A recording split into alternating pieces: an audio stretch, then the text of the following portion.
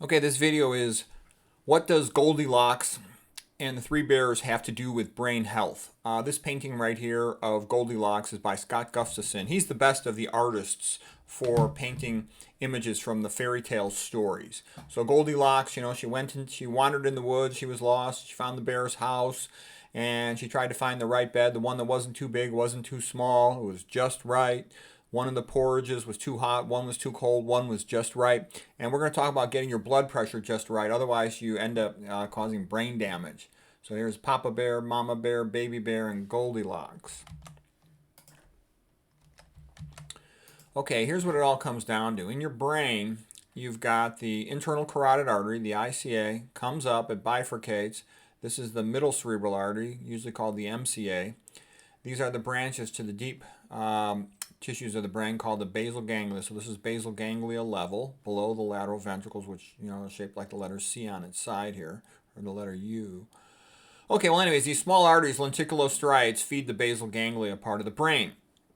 And if you have really severe high blood pressure, it'll shear off the origin of these arteries and cause a hemorrhagic stroke in the basal ganglia. I see those quite often. Then the middle cerebral artery continues on the convexities of the brain. Convexity because they're convex outward. And then they give off these little penetrating arteries that go down into the brain parenchyma. I drew a skull and crossbones here because this is the most common area of what are called silent strokes or small strokes. This is the level, it's called, this level right here, the level of ventricles, we'll just call it the radiata. Above the ventricles, we'll call that centrum semiovale because it's in the center and it's shaped like an oval. Okay. So what happens is if your blood pressure is too low, you don't get enough blood coming up over the top of the brain going through these deep penetrating arteries, and it's called an end artery territory, meaning that there's not very good collateral circulation, meaning that if you don't get the blood from the vessel you're supposed to get it from, there's often no cavalry to come along and save that brain. So you're screwed if your blood pressure is too high because you'll have a tendency towards hemorrhagic infarcts. You're screwed if your blood pressure is too low because you will not be able to perfuse the deep white matter area here. Now people say, oh, well my blood pressure is 90 over 60, should I be worried? Well, if you're totally healthy and you feel good, then it's fine. So as long as you feel good, a low blood pressure can be a sign of very good health. In communities where people eat plant-based diets, they'll have the same blood pressure as teenagers as they do in their 70s. So it will be normal for them to have a pressure of something like, 100 over 60, 90 over 60 even. All right? But if your brain's used to, 170 over 110, and all of a sudden it goes to 90 over 60, now that would be too low of a pressure for that particular person. Okay, but in general, you want a low blood pressure, a low normal blood pressure. Okay. Now, just real quick, a picture of the brain. Here's a normal brain. This is a flare sequence, meaning that the cerebrospinal fluid is suppressed. It's low, it's dark on this MRI. It's called a flare sequence. Here is an abnormal brain MRI. These are the ventricles, cerebrospinal fluid in the ventricles. And here is the periventricular white matter has got tons of these hyperintense lesions, and these are all strokes. And like I said, we can count these real fast. 1, 2, 3, 4, 5, 6, 7, 8, 9, 10, 11, 12, 13, 14, 15, 16, 17, 18, 19, 20, 21, 22. At least 22 strokes. And if you really wanted to be more precise, there's probably about 30 of them in there. If you consider this separate from this, from this, from this, from this. Okay, it just depends on how you count them. I think you get my point. This is routine for me to see brains that look like this. I see brains that look like this all day long, every day. Some people would even say for a 70 and older person, this is a normal brain. No, no, no. This is very, very abnormal. I would read this as extensive juxtaventricular, periventricular, and subcortical flare hyperintensities, most likely due to small vessel atherosclerotic ischemic disease, okay? And I realize I actually think it's related, of course, to what I'm talking about here, primarily actually due to overtreated hypertension. I think that's the most common cause of it because they're not getting enough blood up to the brain. The reason why blood pressure goes high in the first place is to get blood to the brain. When you're standing up, the highest spot to pump blood to is your brain. Okay, perhaps the top of your head, okay, but let's just say your brain. And some people even think that's part of why Asians are becoming more bald now because they're eating higher fat diets and maybe they're not perfusing the top of their head so well. But baldness and hair loss is a different thing than brain ischemia, okay? I'm kind of bald, but I think my brain's working just fine, all right? Hair loss, you get into genetics, you get into shampoo types, you get into all kinds of things when you start talking about hair loss. So we're not going to go there. Okay, We'll talk about that some other time. All right, but the point for today is that the typical American that eats a standard American diet, I start seeing these things routinely after 55, and I often see them in the patient's 40s and 50s, early 50s, okay? This is all very bad. This is a disaster. This is a destruction of brain tissue, and sooner or later, the person's going to have a major cognitive impairment or motor deficit.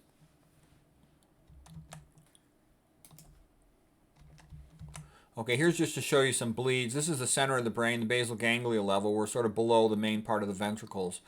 And you can see these big round black dots. Those are cerebral microbleeds from hypertensive hemorrhagic lacunar infarctions.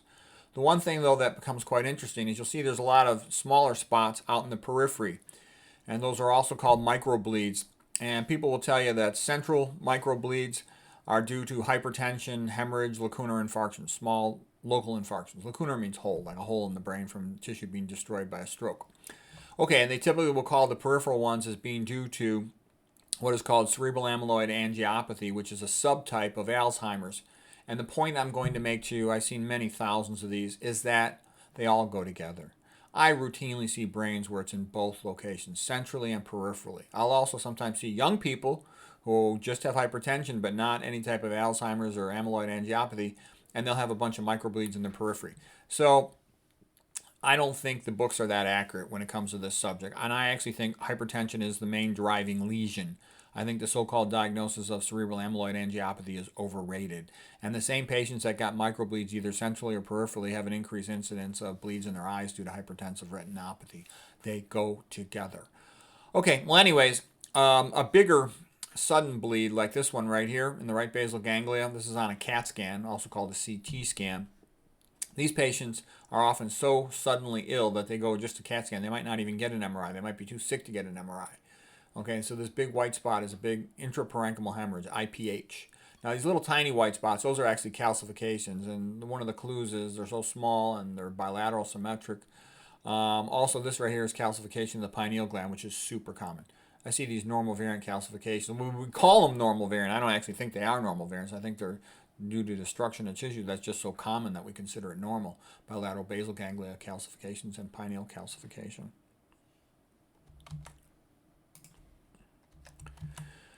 Okay, so what's it all about? It's about protecting your brain tissue. Here is your hippocampus, your memory center for declarative memory, things that you could talk about, remembering episodes in your life.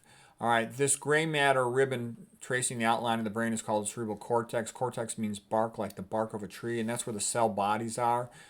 This deep matter here is the deep white matter. That's where the axons are, okay?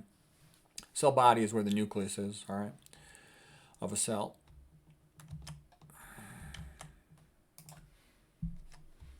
Okay, so we'll quick talk about the Delatorre theory, Jack Delatorre, and he says the most common cause of dementia is chronic cerebral hypoperfusion. All right, so he did his work by tying off the carotid artery in a mouse. Middle-aged and older mice 2 months later would be demented. He did autopsies on them, did not find a stroke, just saw an atrophic, shrunken brain. That means they're losing brain cells by apoptosis, programmed cell death, which is a gradual process, so the neuron recycles itself. And you can't tell from looking at a brain MRI. All you can see is atrophy. You can't tell even from a microscope. You just see a relative lack of number of cells. So chronic cerebral under-perfusion, the cell recycles itself so its organelles can be used by another cell. In comparison, if you had a sudden blockage, let's say at both carotids, and the brain had a severe sudden drop in blood pressure, then you get a massive stroke, meaning complete cell death rapidly, and that would just cause a big mess as the cells would lyse their plasma membranes, and you would be able to point to that with your finger on a brain MRI exactly where it was. Okay, so what a conclusion that he came to is that chronic decreased blood pressure to the brain is what causes cognitive impairment. And by the way, I know if you open up a book or you'll hear, oh, Alzheimer's is the most common dementia. By the way, I think that's nonsense. And the reason I say that is, okay, you want to diagnose Alzheimer's, what's the key historical finding that you can ask the patient, the question, or their family about the patient? There is none. What's the key physical exam finding that diagnoses Alzheimer's? There is none. What's the key blood test that diagnoses it? There is none. I know they're working on some new tests like PTAW and some other things, for example, but they're still not that well solidified and accurate. Okay, now what about imaging? They'll say, oh, atrophy of the medial temporal lobe and the parietal lobe. It's not that accurate. I look at thousands of brains for cognitive impairment. I seldom see that. Okay, the nuclear medicine tests, they're a little bit better, but they're still not that accurate. Normal people can have lots of amyloid, okay? And the symptoms correlate better with neurofibrillary tangles, the tau, phosphorylated tau that's intracellular, than they do with the extracellular beta amyloid protein senile plaques, okay? So I go through that all because what I'm basically telling you is they can't even confidently diagnose Alzheimer's that well at autopsy, okay? Because normal people can have tons of this beta amyloid as well, like over 33% of them. So what am I trying to say? The whole Alzheimer's thing's a bit of a joke. You can't effectively diagnose it while the patient's alive or when they're dead, and you can't treat it. Doesn't that sound kind of like a joke?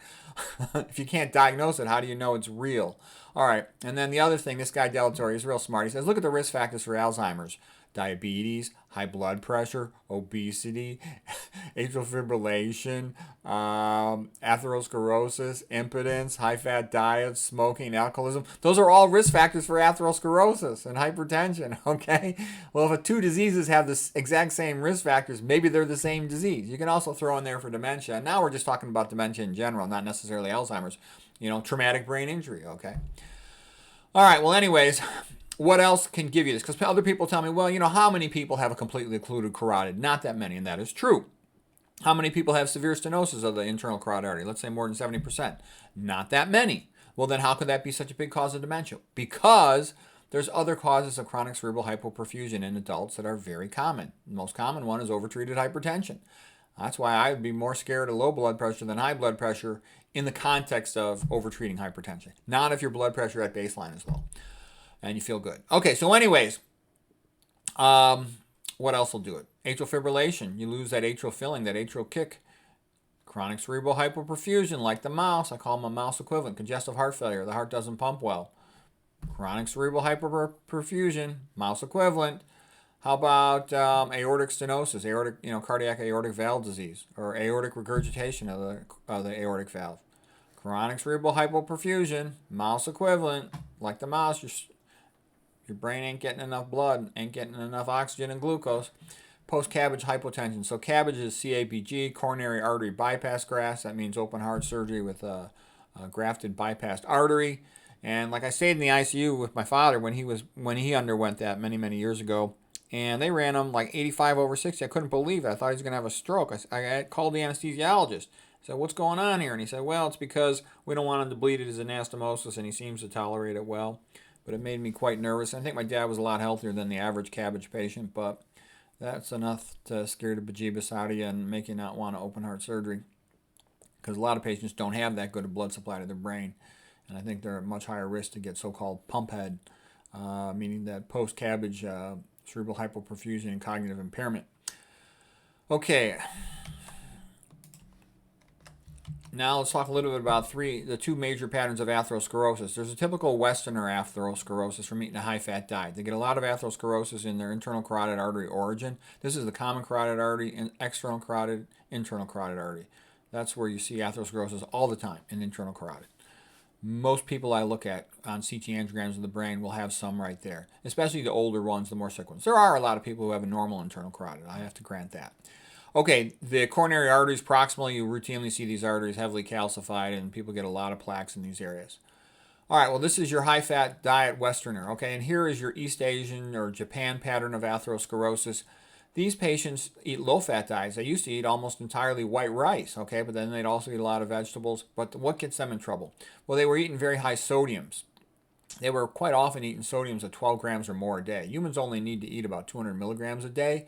So 12 grams is a ton of sodium. All right, and they're also smoking like chimneys. That'll also cause hypertension. So these patients would get intracranial atherosclerosis, and they had a very high incidence of strokes. But still, the Japanese were among the longest lived people in the whole world, and things worked out for them reasonably well. All right, so anyways, those are sort of like the two main patterns of atherosclerosis: extracranial atherosclerosis, intracranial atherosclerosis. If you've got those things as a baseline, then you're at higher risk to have a problem if you overtreat your hypertension. So like I said, really high pressure, you'll have a tendency to shear these vessels at their origins and get little bleeds into the basal ganglia. We call those hemorrhagic lacunar infarctions. Lacunar means like a hole in the brain. People who overtreat their hypertension, atrial fib, they'll often get these silent strokes. And by the way, these silent strokes are super common. I'll see many thousands of them for every one hemorrhagic lacunar infarction I see down here. Okay? But this is the skull and crossbones because lots and lots of people overtreat their hypertension. Lots and lots of people got congestive heart failure, atrial fibrillation, or something like related to that. Oh, and I guess that's all I had for that presentation. So anyways, I hope that's helpful. And so what I basically showed you is I think it's more dangerous to have your pressure abnormally low due to overtreating hypertension than to have it just a little bit high because you don't treat to that low of a threshold. So what's the point of this? Like McDougall said, he doesn't immediately treat hypertension if somebody just comes into his office. He gets a couple measurements at home, makes sure their pressure's pretty high. I think, 150 or something was his baseline on whether or not to treat. You can watch his lecture to get his exact numbers, but the point I'm making is you don't want to overdo the treatment of hypertension, or you could drive people into chronic cerebral hypoperfusion and cause brain damage from that. Okay, and understanding all of this will help you to later on understand when I go into my theory of neurovascular coupling. And just avoiding all your atherosclerotic risk factors keeps you in good shape. So what was the whole Goldilocks business? It meant that you want to keep your pressure where it should be, and the best way to do that is eat what you're supposed to eat: low fat, low sodium, whole food, vegan diet, 100% plant-based, 100% organic, no oil, no sweets, no alcohol, no tobacco. That's how humans are made, to eat and to live. Like I said, you want to live like Adam and Eve, but with indoor heating and plumbing. And then you keep the Goldilocks balance. Your body is a genius at regulating your blood pressure and your nutrient absorption and all that. It's just your job is to give it the right food, So anyways, hope that was helpful.